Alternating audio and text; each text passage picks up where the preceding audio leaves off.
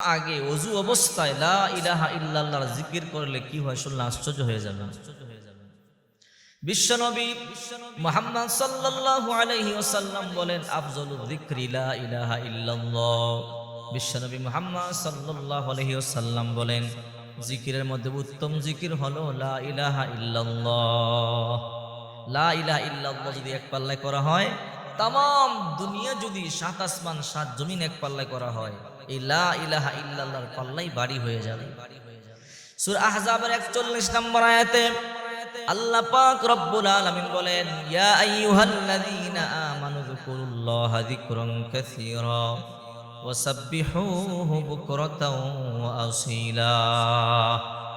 হে ইমানদারেরা, হে বিশ্বাসীরা, তোমরা অধিক পরিমাণে আল্লাহকে স্মরণ করো এবং সকাল সন্ধ্যা আল্লাহর পবিত্র নামের জিকির করো। আল্লাহ নিজে বললেন তোমরা অধিক পরিমাণে আল্লাহকে স্মরণ করো, মানে অধিক পরিমাণে জিকির করো, সকাল সন্ধ্যা আল্লাহর জিকির করো। তাফসীরে এসেছে যেই নদী জিকির বন্ধ করে দেয় সেই নদী মরে যায়, যেই গাছ জিকির বন্ধ করে দেয় সেই গাছ মরে যায়। এই জন্য আল্লাহ রাসূল বলেন আশ-শাইতানু জাসিমুন আলা কলবি বানি আদম ফাইদা যাকারাল্লাহ খানাস ওয়া ইযা গাফালা ওয়াসওয়াসা।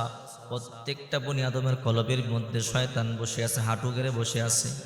প্রত্যেকটা বনি আদমের কলবের মধ্যে শয়তান বসা। আপনি নামাজ পড়তে যাবেন, শয়তান ধোঁকা দিবে। নামাজের মধ্যে যেই শয়তান ধোঁকা দেয় তার নাম হলো খিনজাব। এই খিনজাব শয়তান নামাজে ধোঁকা দেয়। দোকানের কথা মনে করে দেয়, ব্যবসার কথা মনে করে দেয়, চাকরির কথা মনে করে দেয়, ঘর বাড়ির কথা মনে করে দেয়, বিবি সন্তানদের কথা মনে করে দেয়। সাহাবায়ে কেরাম বলল ইয়া রাসূলুল্লাহ, আমাদের অন্তর থেকে শয়তানকে তারা এবার কোনো মাধ্যম নাই, কোনো মেডিসিন নাই। রাসূল করিম সাল্লাল্লাহু আলাইহি ওয়াসাল্লাম বললেন হ্যাঁ আছে। সাহাবায়ে কেরাম বললেন কি এমন আমল? আল্লাহর পয়গম্বর বললেন ফাইদা যাকারাল্লাহ খানাসা, যখন তোমরা জিকির করবা শয়তান পালায়া যায়। ওয়াইদা গাফালা ওয়াসওয়াসা, যখন তোমরা জিকির ছেড়ে দাও আবার শয়তান তোমাদেরকে ধোঁকা দেয়। জিকির করলে শয়তান পালায়, আর জিকির না করলে শয়তান আবার আইসা ধোঁকা দিয়ে দেয়। তিরমিজি শরীফের 3526 নম্বর হাদিস, যে ব্যক্তি ঘুমানোর পূর্বে বিছানায় যাবে, বিছানায় যখন যাবে ঘুমানোর পূর্বে অজু অবস্থা বিছানায় যাবে, অর্থাৎ অজু অবস্থায় ঘুমাবে এবং ডান কাঁধ বাম কাঁধ হবে, জিকির করবে, ওই ব্যক্তি আল্লাহর কাছে যা চাবে আল্লাহ পাক রব্বুল আলামিন তাকে তাই দিয়ে দিবে। রাসূল বলেন মা মিন মুসলিমিন আলা তুহুরিন সুম্মা ইয়াতাআরু মিনাল লাইল ফায়াযকুরুল্লাহ ওয়া ইয়াসআলুল্লাহ খায়রাম মিনাদ দুনিয়া ওয়াল আখিরা ইল্লা আতাহুল্লাহ ইয়া।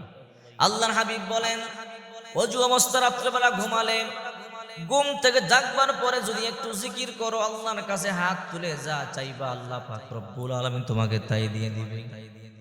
এই জন্য বেশি বেশি জিকির করবেন, ঘুমানোর পূর্বে লা ইলাহা ইল্লাল্লাহ পাঠ করবেন, লা ইলাহা ইল্লাল্লাহ কমপক্ষে 100 বার পড়বেন লা ইলাহা ইল্লাল্লাহ। যেই সমস্ত মহিলা মা বোনেরা লা ইলাহা ইল্লাল্লাহর জিকির করবে, মা বোনদের কপাল খুলবে, ভাগ্যের পরিবর্তন হবে। লা ইলাহা ইল্লাল্লাহ 100 বার পাঠ করলে রাসূল করিম সাল্লাল্লাহু আলাইহি ওয়াসাল্লাম বলেন কিয়ামতের ময়দানে যেদিন কেউ কারো কাজে আসবে না, মা কাজে আসবে না, ভাই কাজে আসবে না, বোন কাজে আসবে না।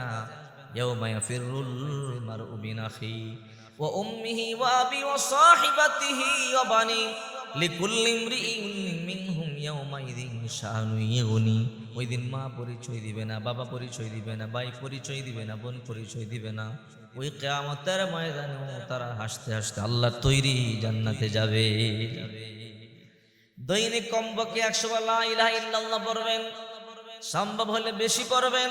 আল্লাহ তো বেশি পড়বার কথা বলেছেন, ইয়া আইয়ুহাল্লাযীনা আমানু যকুরুল্লাহা যিকরান কাসীরা ওয়াসাব্বিহুহু বুকরাতাও ওয়া আসীলা। হে ঈমানদারেরা, হে মুমিনেরা, হে বিশ্বাসীরা, তোমরা বেশি বেশি করে মাওলা পাকের জিকির করো। লা ইলাহা ইল্লাল্লাহ, লা ইলাহা ইল্লাল্লাহ। الذين يذكرون الله قياما وقعودا وعلى جنوبهم।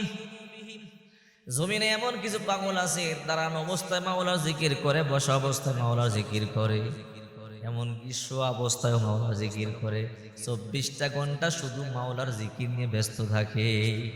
এমন পাগলও জমিনে আছে জিকির না করলে তার বাত হজম হয় না, ঘুম আসে না। সুবহানাল্লাহ।